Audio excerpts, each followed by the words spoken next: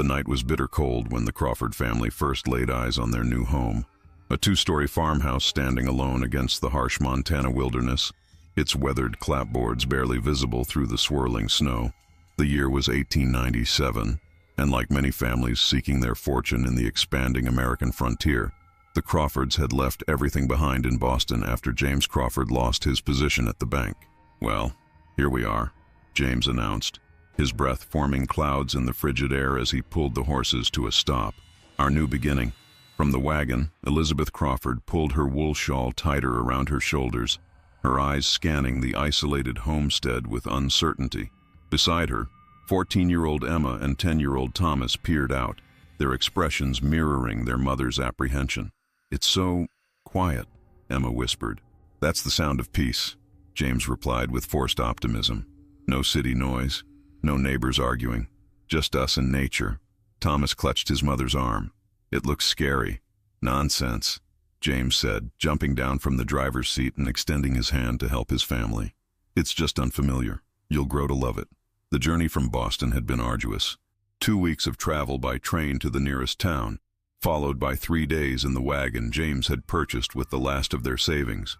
Elizabeth had tried to maintain a brave face for the children, but as the towns grew smaller and farther apart, she'd found her resolve weakening.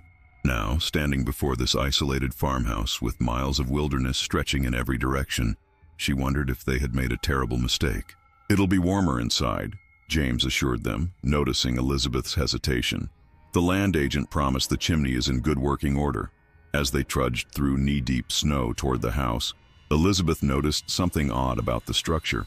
Certain windows had been boarded up from the inside, visible through the glass of the outer panes.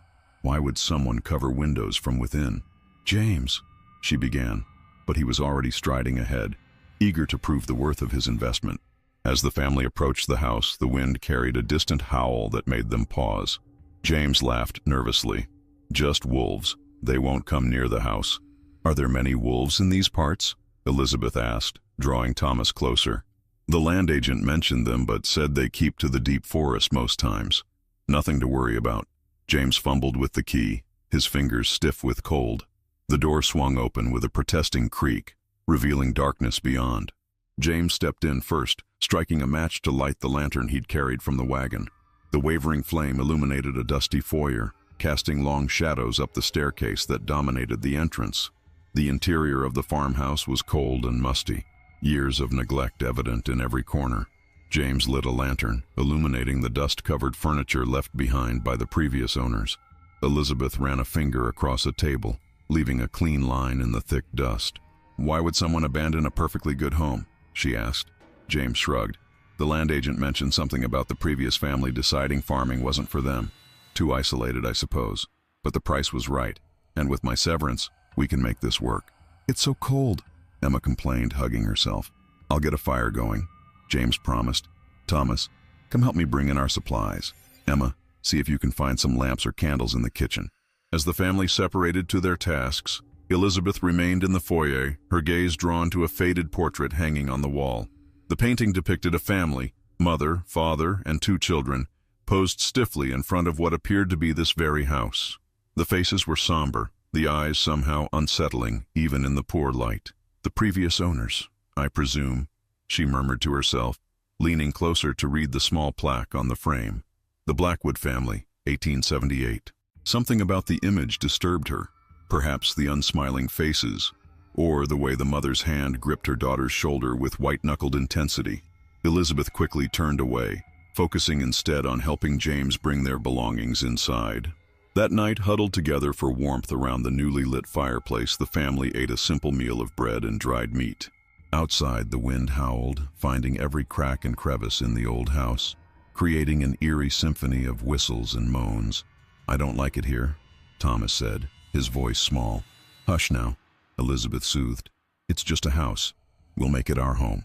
Emma, always the more adventurous of the 2 children, was already planning explorations for the morning. "Do you think there are any other children nearby?" James exchanged a glance with Elizabeth. "The nearest neighbors are 5 miles away. The Hendersons, I believe. They have a boy about your age, Thomas." 5 miles? Emma's face fell. "We have each other," Elizabeth reminded them. And once spring comes, we'll be busy with the farm. Your father has grand plans for this place."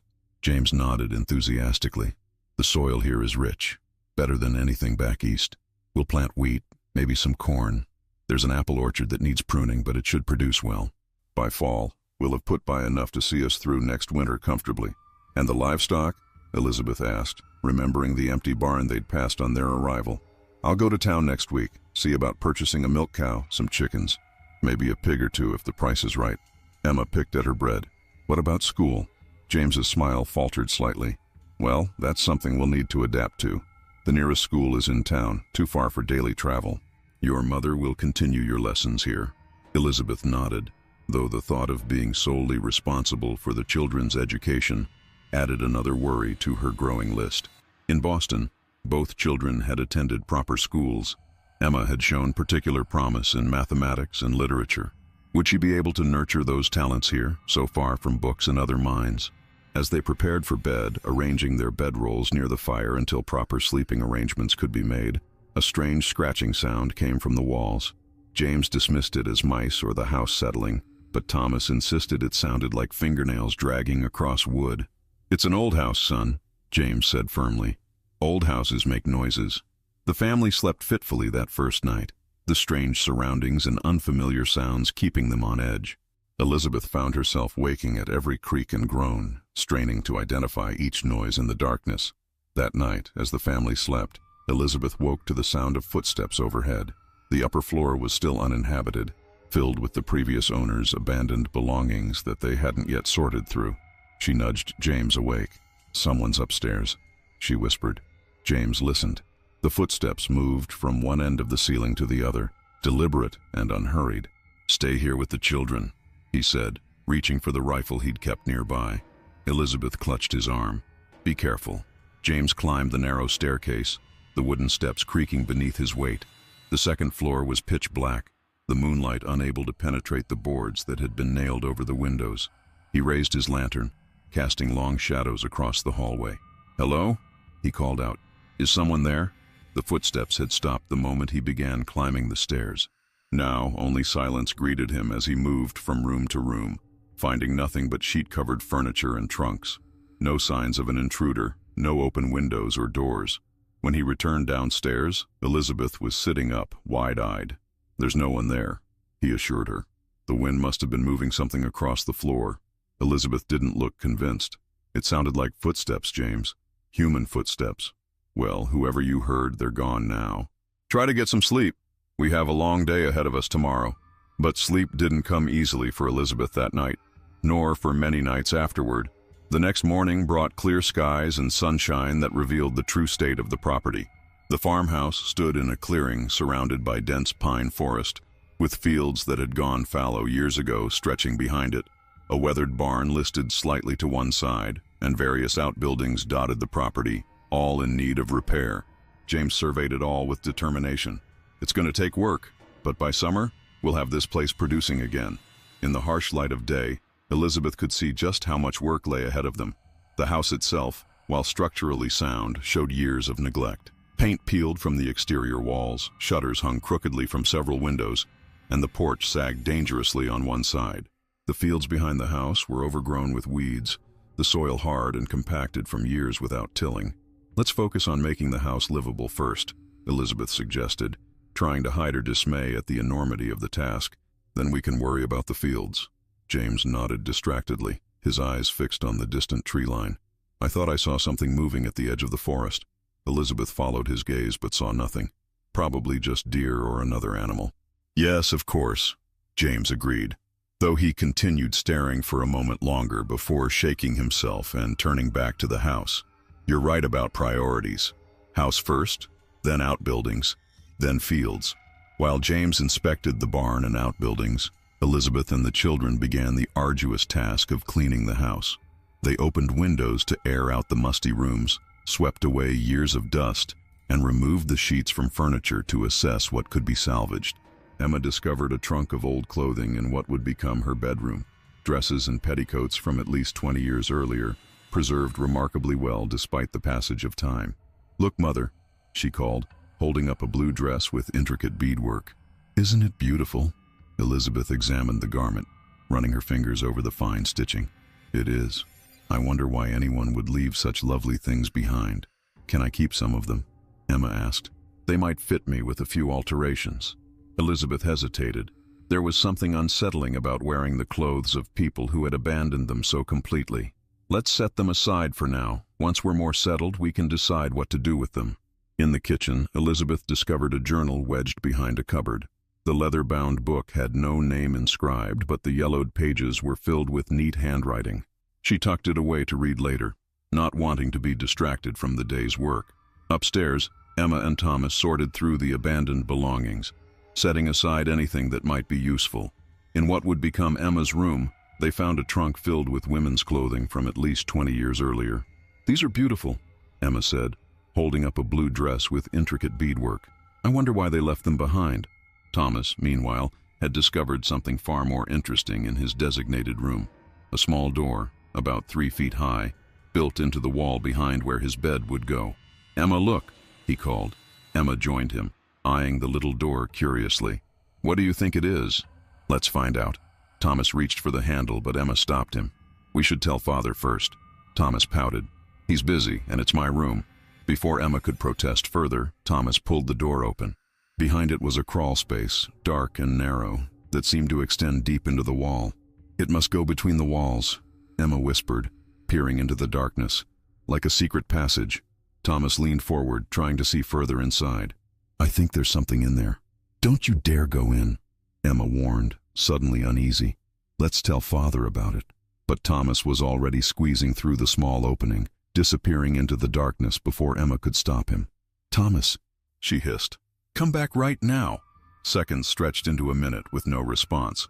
Emma was about to call for her parents when Thomas's face suddenly appeared in the doorway, pale and wide-eyed. "There's another room," he whispered, "and someone's been living in it." Emma didn't believe him until he showed her the evidence. A small lantern, still containing oil, matches, and a tin plate with the remnants of food that hadn't been there long enough to rot completely. "We have to tell Father," Emma insisted. Thomas nodded, his earlier bravado replaced by genuine fear. Together they rushed downstairs to find James, who was returning from his inspection of the barn. "Father, there's a hidden room in the walls," Thomas exclaimed. "Someone's been living there." James frowned, clearly skeptical. "Show me." The children led James upstairs to Thomas's room, where he examined the small door with growing concern. After lighting a lantern, he insisted on investigating the crawl space himself, instructing the children to wait with their mother. Elizabeth listened to Thomas's discovery with alarm. "A hidden room? And you say someone's been using it recently?" "There was food, Mother," Emma confirmed. "Not old food, but recent." Elizabeth felt a chill run down her spine. The footsteps she'd heard last night, the scratching in the walls. Suddenly these sounds took on a more sinister meaning. What if someone had been living in their house without their knowledge? The thought was deeply unsettling. When James returned, his expression was grim. "There is indeed a small chamber between the walls, and yes, it appears someone has been using it recently." "But who?" Elizabeth asked. "And are they still here?" James shook his head. "I explored as much of the space as I could. It's cramped but extends quite a distance between the walls. There's no sign of anyone there now, but—" He hesitated, glancing at the children. "But what?" Elizabeth prompted. "There are scratches on the inside of the walls, deep grooves, as if someone, or something, was trying to claw their way out." By evening, James had thoroughly investigated the hidden room, which turned out to be a small chamber tucked between the walls, accessible only through the crawl space in Thomas's room.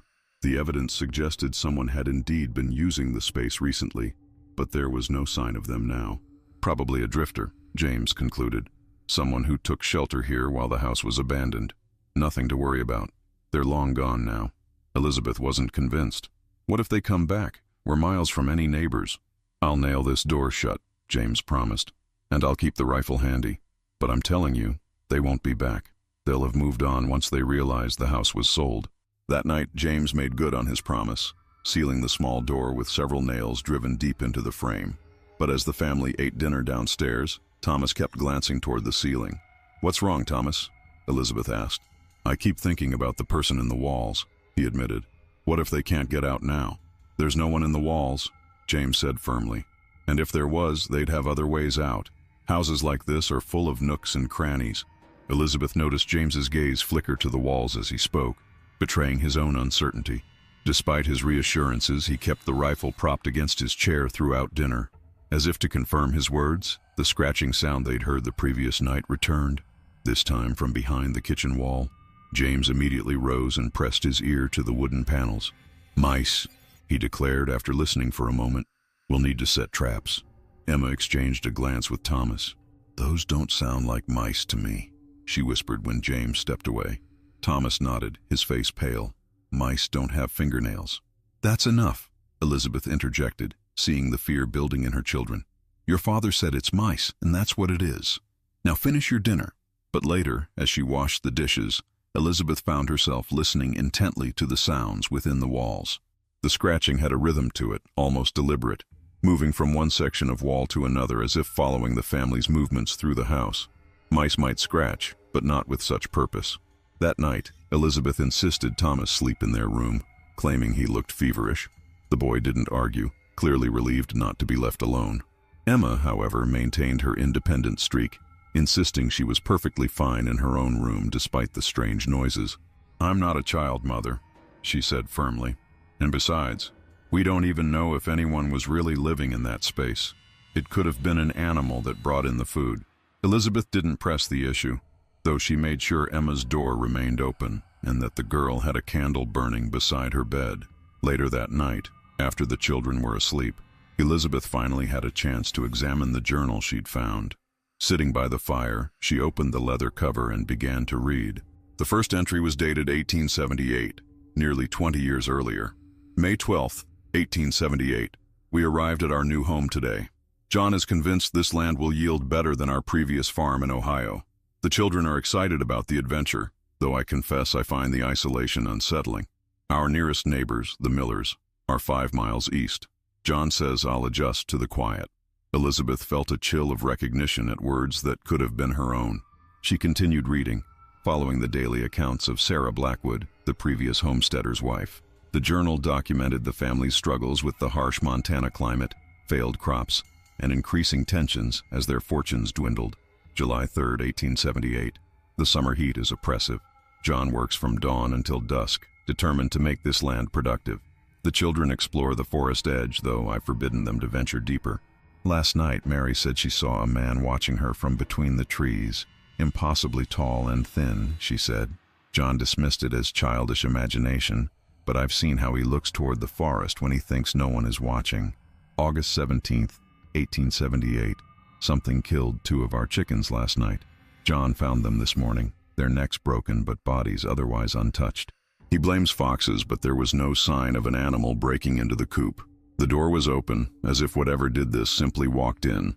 I asked if it could have been a person, perhaps the man Mary claimed to see, but John grew angry at the suggestion. "There's no one for miles," he insisted. "But if that's true, why does he now lock our bedroom door at night?" September 30th, 1878. The harvest is poor, far less than John anticipated. He talks of making improvements to the soil next year, but I see the worry in his eyes. Winter comes early to these mountains, and our supplies are already dwindling. The children grow restless, especially Mary, who complains of scratching in her bedroom walls at night. John says it's mice, but when I suggested setting traps, he oddly refused. "Best not to disturb what lives in the walls," he said, then looked startled at his own words. November 30th, 1878. The first snow has fallen, earlier than expected. John is concerned about our supplies lasting through winter. The children grow more restless each day, confined to the house. Mary keeps telling me she hears someone walking in the walls at night. I tell her it's just the house settling, but sometimes I wonder. Elizabeth's hand trembled slightly as she turned the page. The entries continued through the winter of 1878-79, growing increasingly disturbed in tone. December 24th, 1878, Christmas Eve. Though there is little to celebrate, the children made decorations from paper and string, trying to maintain some semblance of normalcy. John has grown distant, spending hours staring at the walls. Sometimes I catch him whispering, though he denies it when questioned. Last night I woke to find him gone from our bed. I found him in Mary's room, staring at the wall where she claims to hear the scratching. He didn't acknowledge me until I touched his shoulder, and then he seemed confused. as if waking from a trance. January 15th, 1879. John found strange markings carved into the barn door this morning. He says it must be local Indians, but we've seen no sign of them since arriving. The children are sleeping poorly. Mary wakes screaming about the thin man watching her from the corner of her room. John's temper grows shorter each day. January 27th, 1879. I followed John last night. He's been disappearing for hours, claiming to check on the livestock, but the animals are all in the barn. I watched from the window as he walked to the edge of the forest and stood there, talking to someone, or something, I couldn't see. When he returned, his clothes were covered in dirt, as if he'd been crawling through the earth. He refuses to tell me where he goes or who he speaks to. February 3rd, 1879. The supplies are running dangerously low. John had to slaughter one of the oxen today. The cold is unbearable. I keep hearing noises in the walls, not mice or the house settling, but deliberate movements. John refuses to acknowledge it, but I know he hears it too. I've seen him staring at the walls, listening. February 10th, 1879. Mary has stopped speaking. She sits by her bedroom wall all day, occasionally pressing her ear against it and nodding, as if listening to instructions. John says she's merely entertaining herself with imaginary friends, but there's something unnatural about her silence. When I try to move her away from the wall, she becomes hysterical. February 15th, 1879. I found a small door hidden behind the dresser in our bedroom today. It opens into a narrow space between the walls. John became enraged when I showed him, boarding it up immediately and forbidding me to speak of it again. But not before I saw what was inside.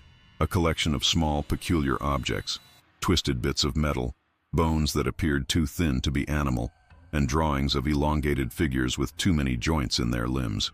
The entries abruptly stopped after February 18th with a frantically scribbled note. They're in the walls. They've always been in the walls. God forgive us for coming here. Elizabeth closed the journal, her heart racing. There was no explanation of what happened to the Blackwoods, no indication of why they left or where they went. She debated whether to show James the journal, but decided against it. He would only dismiss it as the imaginings of a woman driven to hysteria by isolation, just as John Blackwood apparently had. Instead, she returned the journal to its hiding place, resolving to investigate further on her own. If there was something wrong with this house, she needed to know for her family's sake. The next day brought heavy snow, confining the family to the house. James spent the day repairing broken furniture while Elizabeth continued cleaning. The children explored their new home, making a game of finding hidden features.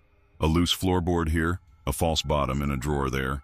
In the afternoon, a knock at the door startled them all.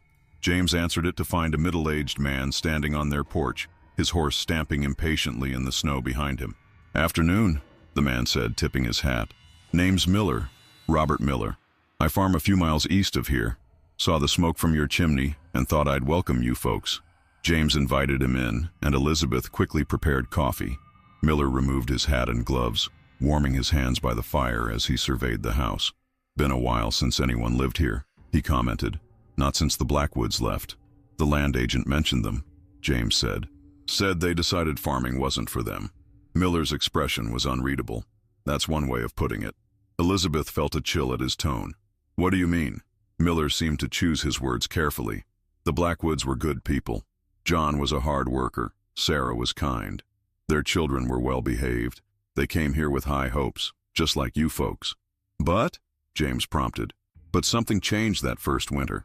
They became different." John stopped coming to town for supplies. When spring came and we hadn't seen them for months, some of us rode out to check on them. Miller paused, staring into his coffee cup. The house was abandoned.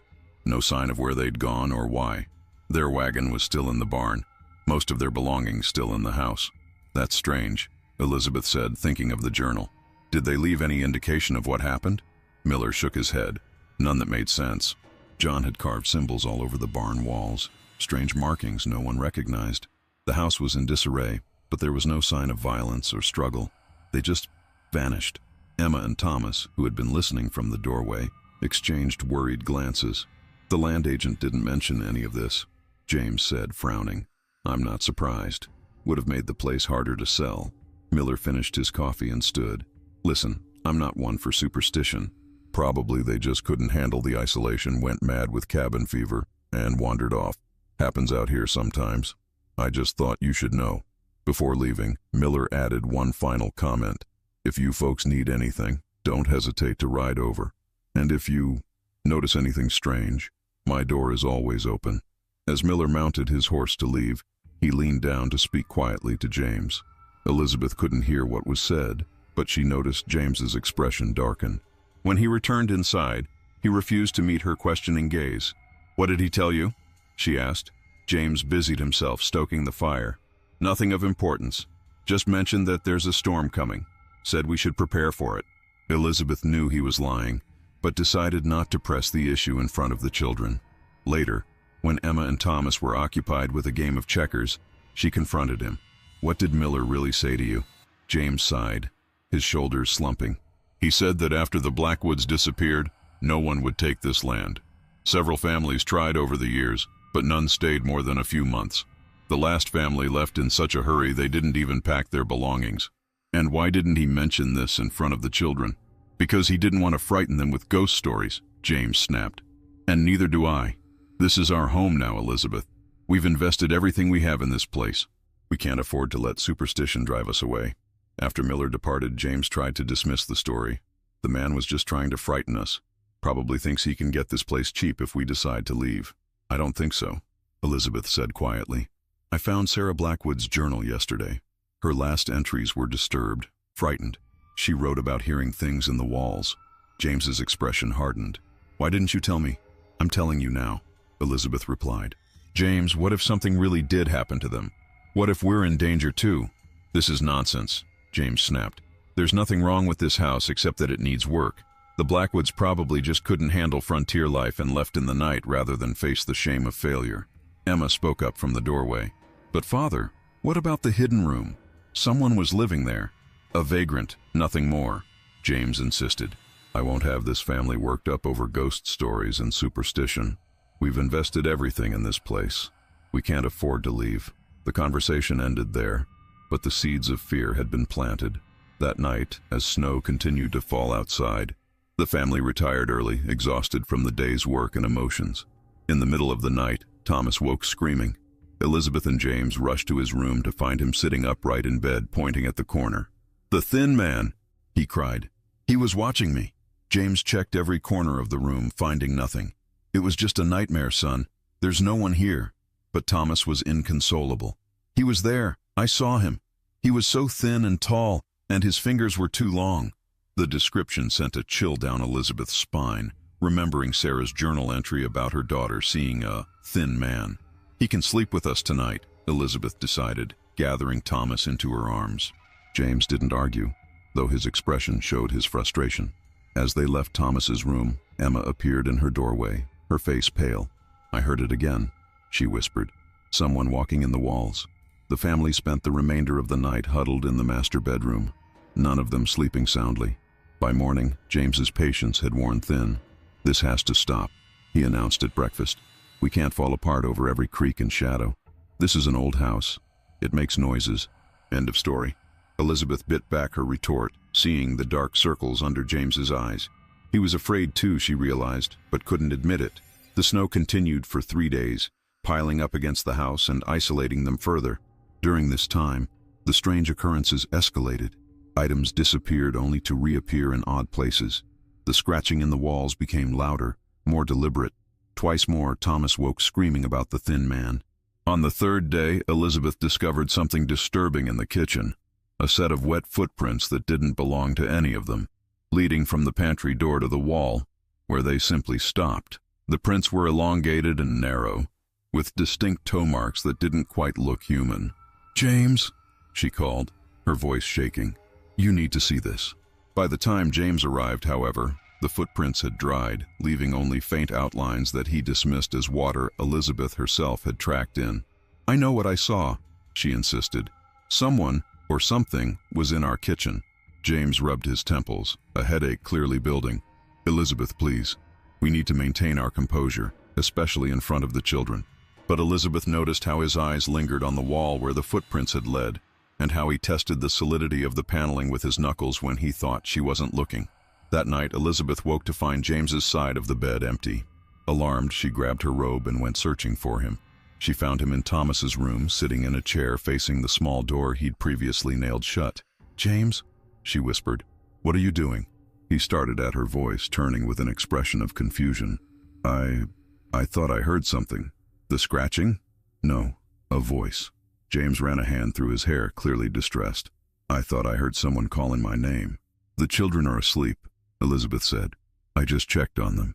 "It wasn't the children," James insisted. It sounded like a man, but not quite. The voice was wrong somehow. Too high, too stretched. Elizabeth felt a cold knot of fear form in her stomach. "Come back to bed, James. You're exhausted. You need rest." James allowed himself to be led from the room, but Elizabeth noticed how he kept glancing back at the small door, as if expecting it to open at any moment. On the fourth day, the snow finally stopped, and James announced he needed to go into town for supplies. Elizabeth begged him not to leave them alone, but he insisted it was necessary. "We need flour, sugar, and more ammunition," he said, avoiding her eyes at the last item. "I'll be back before dark." "Please, James," Elizabeth pleaded, following him to the barn. "Take us with you. We could all use a trip to town." James shook his head as he saddled his horse. "The snow's too deep for the wagon, and I can't take all of you on horseback. Besides, someone needs to keep the fire going. I won't be long, I promise." Elizabeth watched him ride away with a sense of foreboding. As soon as he disappeared into the tree line, she hurried back to the house, bolting the door behind her. "Where's Father going?" Emma asked, looking up from the book she'd been reading to Thomas. "To town for supplies," Elizabeth answered, trying to sound casual. "He'll be back before dark." Emma studied her mother's face. "You're worried." "Just concerned about the weather," Elizabeth lied. "Now, who wants to help me inventory our preserves? We should know exactly what we need when your father returns." The busy work kept them occupied for a while, but Elizabeth couldn't shake her unease. The house seemed different with James gone, the shadows deeper, the sounds from within the walls more frequent.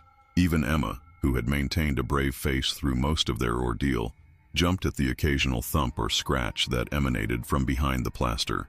After James departed, Elizabeth decided to continue her investigation. While the children played checkers by the fire, she returned to the kitchen cupboard where she'd found Sarah's journal, searching for any other hidden items. Finding nothing, she turned her attention to the rest of the house. In the parlor, she noticed something odd about the fireplace mantel. One side seemed slightly thicker than the other. Pressing against it, she felt it give slightly. After several minutes of manipulation, a small compartment popped open, revealing a folded piece of paper. The note was written in the same handwriting as Sarah's journal, but more frantic and barely legible. "If you find this, leave this place. They live in the walls and floors. They've been here since before the house was built. They want us to join them. John doesn't believe me, but I've seen them at night, thin and pale, with fingers like twigs. They whisper to the children. Mary talks back to them now. I fear what will happen when the snow melts and the ground thaws. Whatever is buried beneath this house is waking up." Elizabeth's hands shook as she refolded the note. Sarah Blackwood hadn't been suffering from cabin fever or isolation-induced madness. She'd been genuinely terrified. A sudden crash from upstairs jolted Elizabeth from her thoughts. She rushed to the staircase, calling out for the children. "We're still down here, Mother," Emma answered from the parlor, looking confused. The three of them climbed the stairs together, following the sound to Thomas's room. The small door James had nailed shut now stood open, the nails pulled free and scattered across the floor. "I nailed that shut," Elizabeth whispered, backing away and pulling the children with her. "Perhaps Father opened it before he left," Emma suggested, though her voice lacked conviction. Elizabeth shook her head. "He wouldn't have. Not without telling me."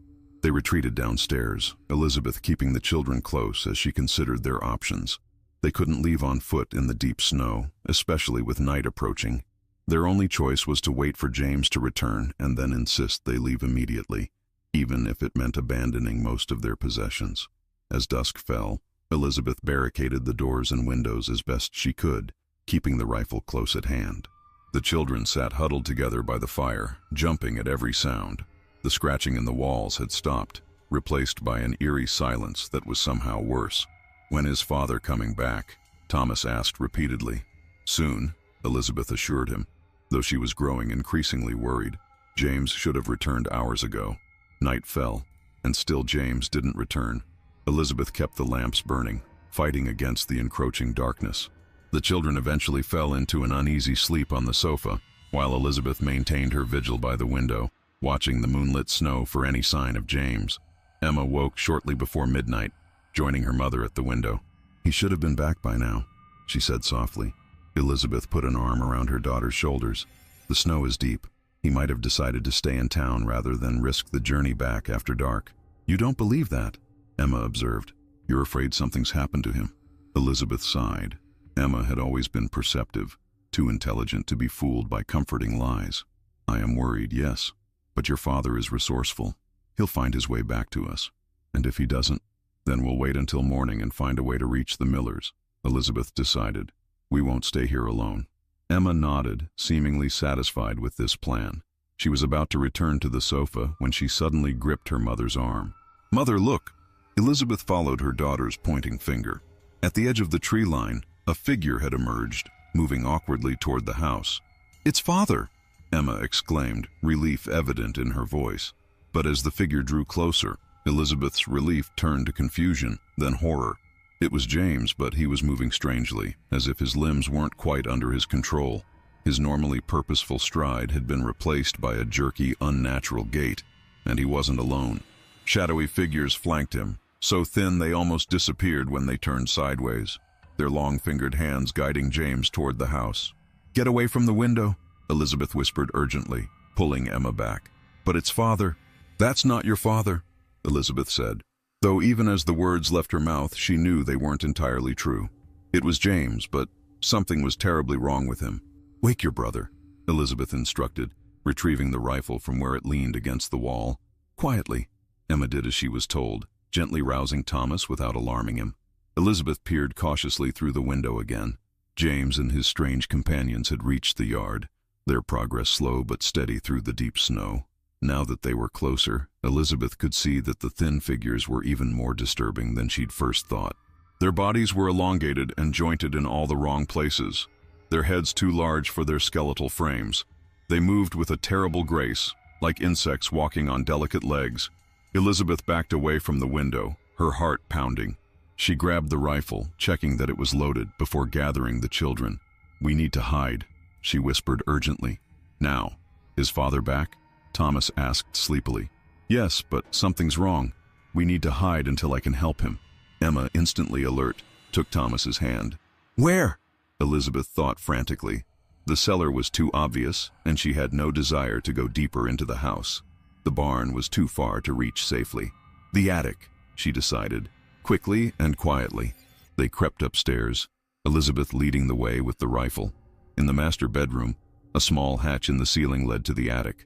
James had investigated it their first day, declaring it empty except for dust and old trunks. Elizabeth pushed a chair beneath the hatch and climbed up, helping the children after her.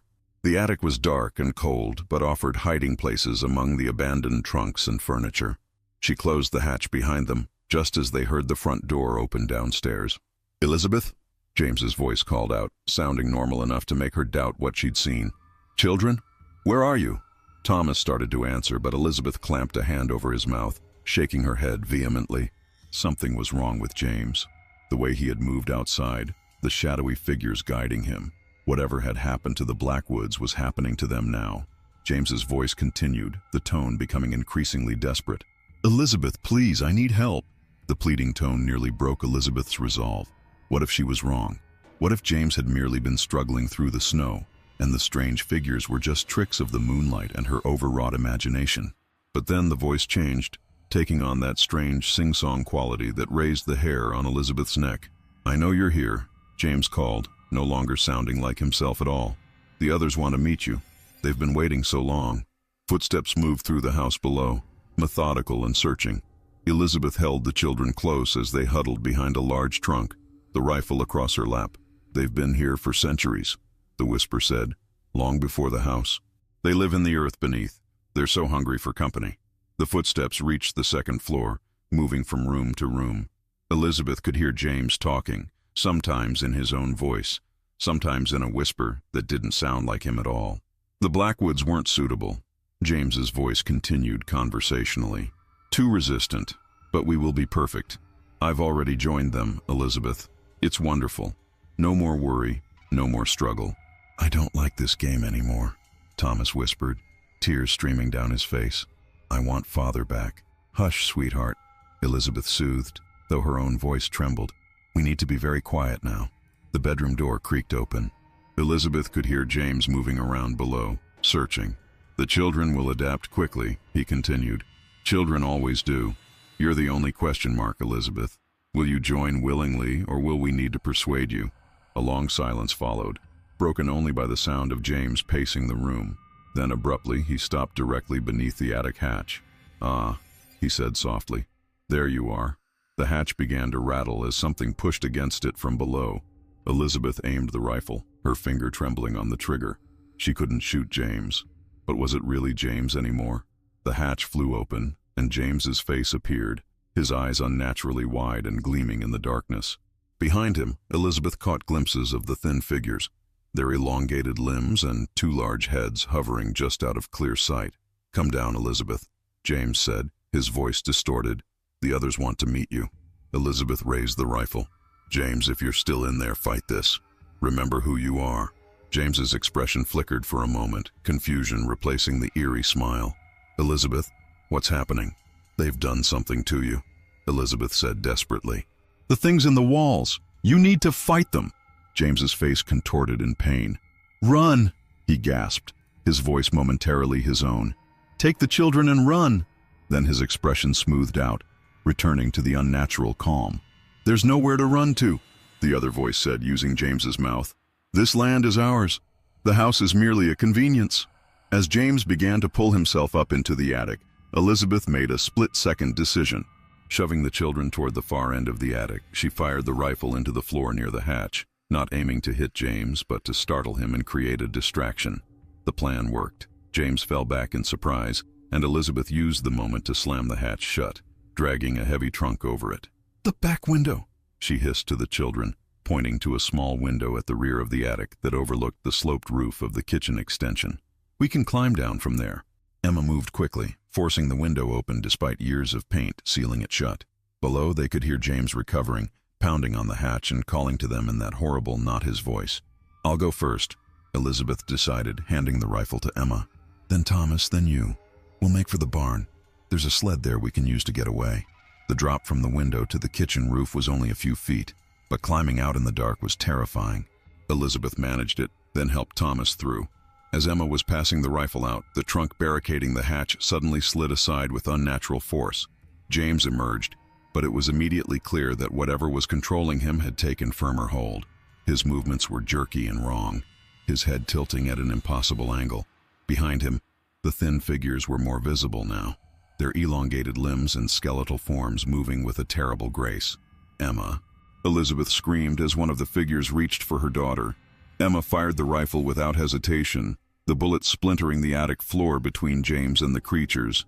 It gave her the moment she needed to dive through the window, nearly falling off the roof in her haste. The three Crawfords scrambled down from the kitchen roof, using a drain pipe to reach the ground. The snow was deep, slowing their progress as they fled toward the barn. "Don't look back," Elizabeth gasped as they ran. "Just keep moving." But Thomas couldn't help himself. He glanced over his shoulder and immediately stumbled, falling face first into the snow. "They're coming," he cried, his voice breaking with terror. Elizabeth turned to see James emerging from the house, the thin figures flowing around him like dark water. They moved with impossible speed across the snow, barely leaving footprints despite their height. "Get up," Elizabeth urged, pulling Thomas to his feet. "We have to keep moving." In the barn, Elizabeth found the sled James had repaired the previous week, hurriedly hitching their remaining horse to it while Emma stood guard with the rifle. "Where will we go?" Thomas asked, his teeth chattering from cold and fear. "To the miller's," Elizabeth decided. "It's our only chance." As they prepared to leave, the barn doors flew open. James stood there, the thin figures moving like shadows behind him. "Please stay," he said, his voice a chilling blend of his own and something inhuman. "We can be together forever." "That's not my father," Emma whispered, raising the rifle. Elizabeth put a hand on the barrel, lowering it gently. "We can't shoot him, Emma. He's still in there somewhere." Instead, Elizabeth grabbed a lantern hanging nearby, smashing it against the barn wall. Kerosene spilled across the straw-covered floor, igniting instantly. The flame spread rapidly, creating a barrier between them and James. "Go!" Elizabeth screamed, pushing the children onto the sled. As they drove away, Elizabeth looked back to see James standing amid the growing flames, unmoving, the thin figures retreating from the fire. For a moment, James's expression cleared, and he seemed to recognize them. He raised a hand in farewell, a sad smile crossing his face before the smoke obscured him. The journey to the miller's farm was harrowing. The horse struggled through deep snow, and twice they heard unearthly howls behind them that made the animal rear in terror. Once, Thomas claimed he saw thin figures moving through the trees parallel to their path, but the darkness made it impossible to be certain. As they crested a hill, Elizabeth felt a momentary surge of hope at the sight of lights in the distance, the Miller homestead. But then she noticed something odd about the way the horse was behaving, its ears laid back flat against its head, nostrils flaring in terror. "Something's wrong," Emma whispered, following her mother's gaze. The snow ahead of them began to move, as if something was pushing up from beneath.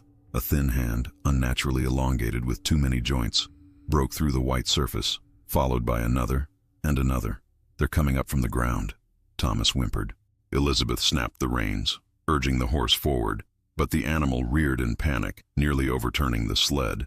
The thin figures were emerging all around them now, their skeletal forms rising from the snow like grotesque plants unfurling toward the moonlight. "We have to run for it," Elizabeth decided, grabbing Thomas. "Emma, bring the rifle. Stay close." They abandoned the sled, plunging through the deep snow toward the distant lights of the Miller farm. Each step was exhausting, the snow reaching past their knees in places. Thomas stumbled repeatedly, forcing Elizabeth to half-drag, half-carry him. Behind them, the horse screamed, a terrible human-like sound that cut off abruptly. Elizabeth didn't look back, focusing solely on the lights ahead, pulling her children forward through sheer force of will. "We're almost there," she gasped, though the distance seemed impossible to cover with the thin ones closing in behind them. A gunshot rang out, startling Elizabeth. She turned to see Emma had stopped, the rifle raised to her shoulder. "They're too close," Emma said, her young face set with determination as she fired again at the approaching figures. "Keep going. I'll hold them off." "No!" Elizabeth cried, reaching for her daughter. "We stay together." Emma hesitated just long enough for Elizabeth to grab her arm, pulling her forward. They continued their desperate flight, the lights of the Miller homestead growing tantalizingly closer. "Help!" Elizabeth screamed as they approached. "Please, help us!" The front door of the farmhouse opened, spilling warm light across the snow. Robert Miller appeared, shotgun in hand, his wife behind him holding a lantern. "Run!" he shouted, raising his shotgun toward the darkness behind them. With their last reserves of strength, the Crawfords staggered toward the house. Miller fired past them, the shotgun blast momentarily illuminating the night, and the thin figures that had almost reached them, their elongated limbs stretching out like insect legs, their two large heads bobbing atop skeletal frames. "Inside quickly," Miller's wife urged, pulling them through the door as her husband continued firing. Miller backed into the house, slamming and bolting the door behind him. "Upstairs," he directed, his face grim. "They don't like to be off the ground." The Millers hustled the exhausted Crawfords up to the second floor, where a fire burned cheerfully in the hearth of a small sitting room.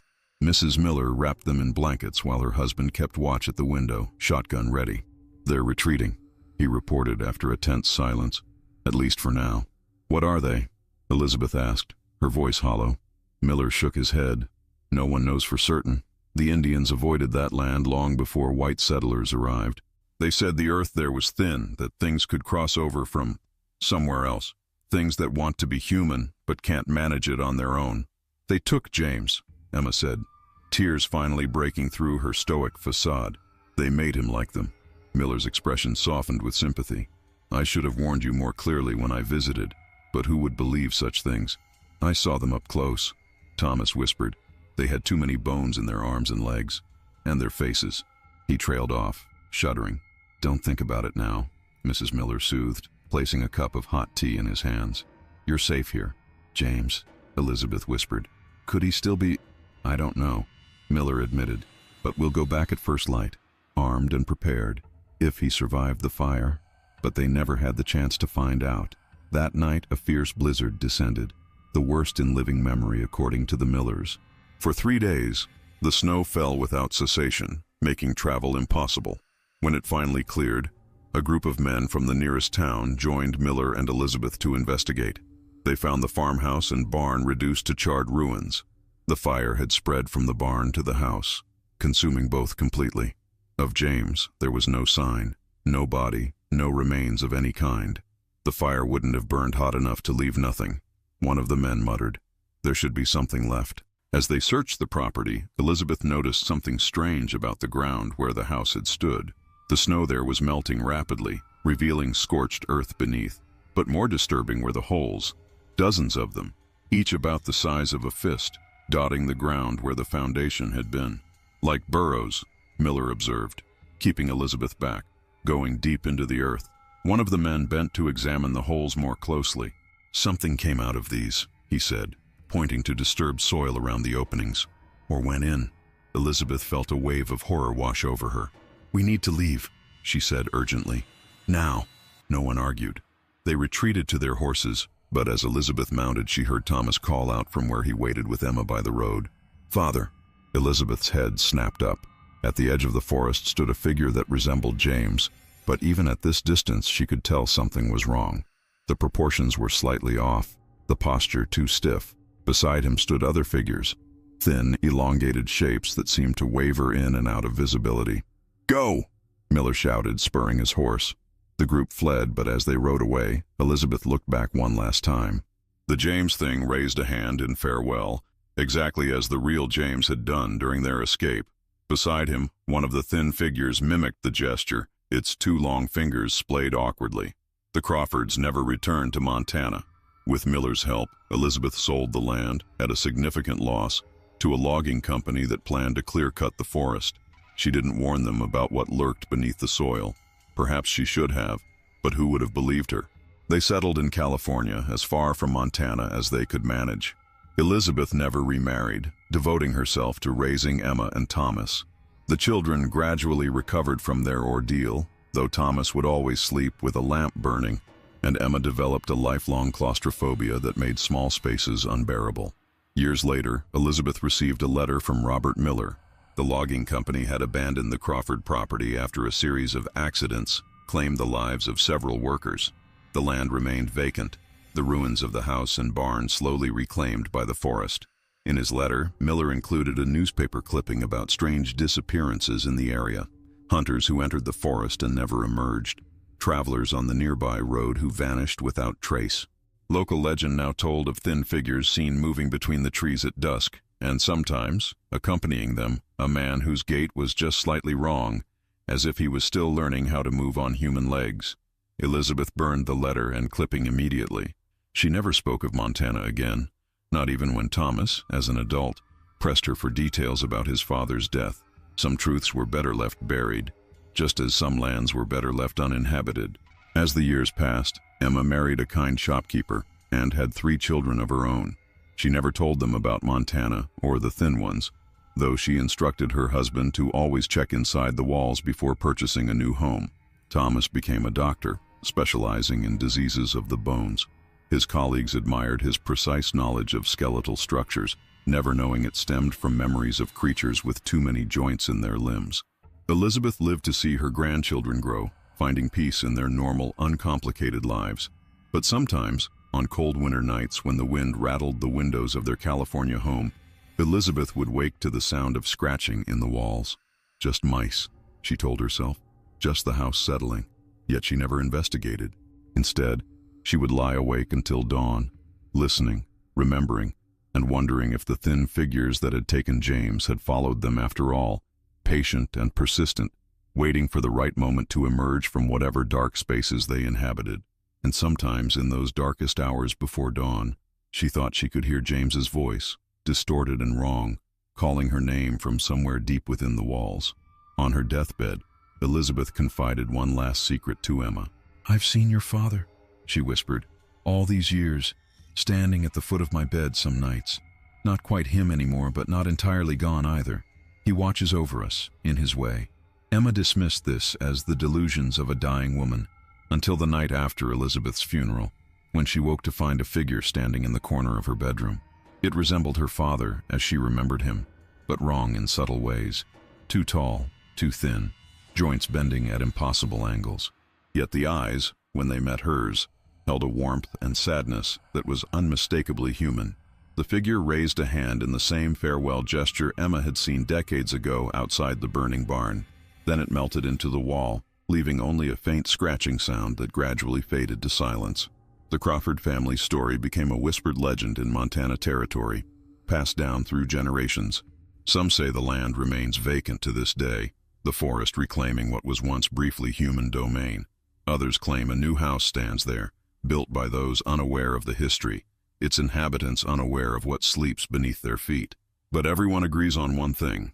If you're ever driving along that remote Montana road and see a farmhouse standing alone at the forest's edge, keep driving. Don't stop, no matter how welcoming it looks, or how badly you need shelter.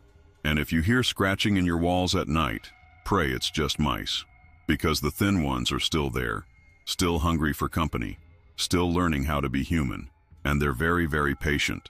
Some mysteries aren't meant to be solved. Some stories don't have happy endings. The Crawford family learned this in the harshest possible way, leaving behind a legacy of whispers and warnings that echo through the Montana wilderness to this day. And if you listen carefully on cold winter nights, when the wind howls through the pines and the moon casts long shadows across the snow, you might hear them too. The thin ones, moving in the spaces between worlds, searching for new companions to join their eternal family beneath the earth.